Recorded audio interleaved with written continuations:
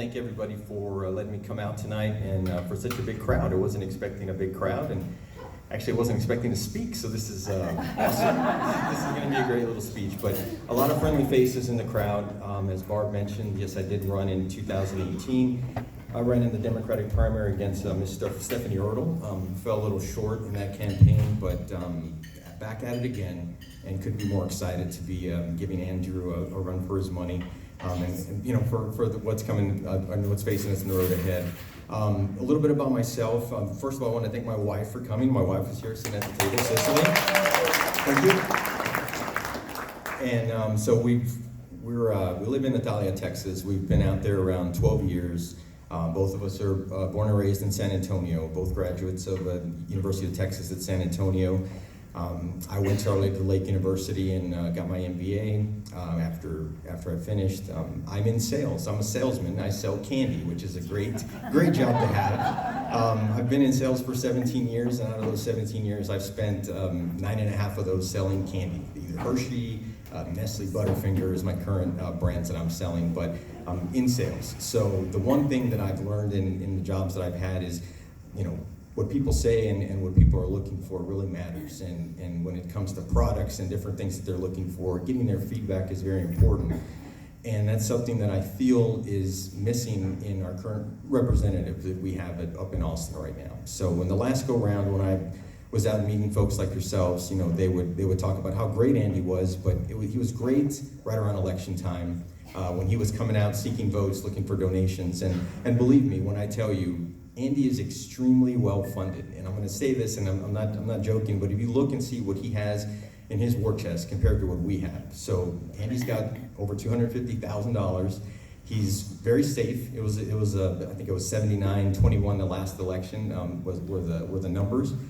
We're sitting on a little bit under $1,000, and 500 of that came from my dad a couple weeks ago. So you know, hey, thanks, Dad. Appreciate that. But it just shows you the uphill battle that we're facing. And it also shows you that the complacency that a lot of the Republicans in the district have taken. They haven't asked Andy to do anything other than show up and vote for any bill that's put in front of them that Abbott or Dan Patrick supports.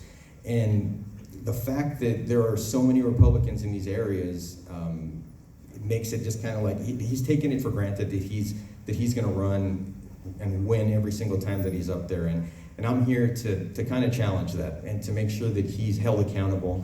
A lot of the bills that he proposed in the last session had little to nothing to do with what the concerns are in these counties.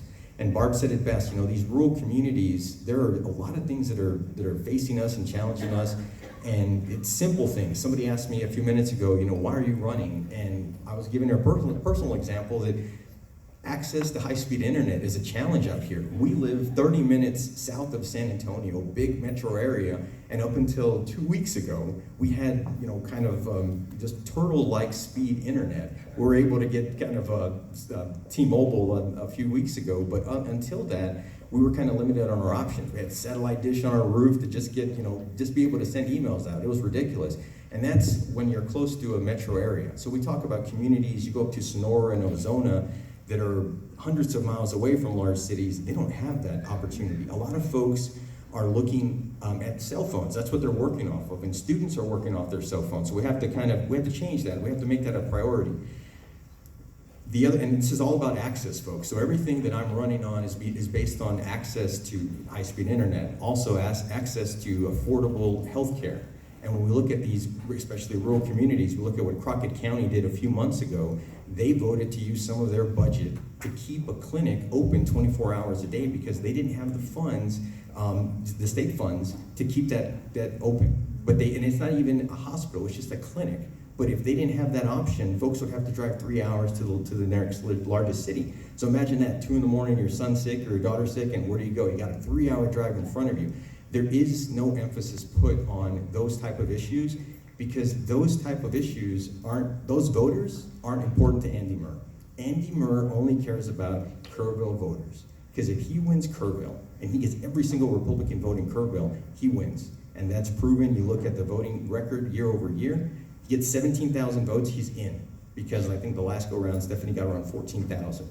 The only way that we flip that is by putting candidates against him that are going to talk to both sides of the aisle, that are going to listen to folks. And I'll tell you, a lot of people say, well, what do you believe in? Well, it shouldn't be what I believe in. It should be, what do you guys want? Who do you want representing you? But not, oh, that guy looks good up there and he's taller than me, so whatever. But it shouldn't be about that. It should be about who's going to listen to what is important to you. And then who's going to take a consensus of voters from both sides and say, let's work on a compromise. Because at the end of the day, we all want what's best for our friends and for our families. We want good access to education. We want high-speed internet for these kids to continue to learn and be able to go to college, and healthcare access for everybody. So we can get there by finding common ground. We can work with ranchers to find ways to talk about eminent domain and how they can benefit us when we look at pipelines, and those are a big issue up here. So it's finding that common ground, meeting with great folks like yourself, and just getting folks out to vote.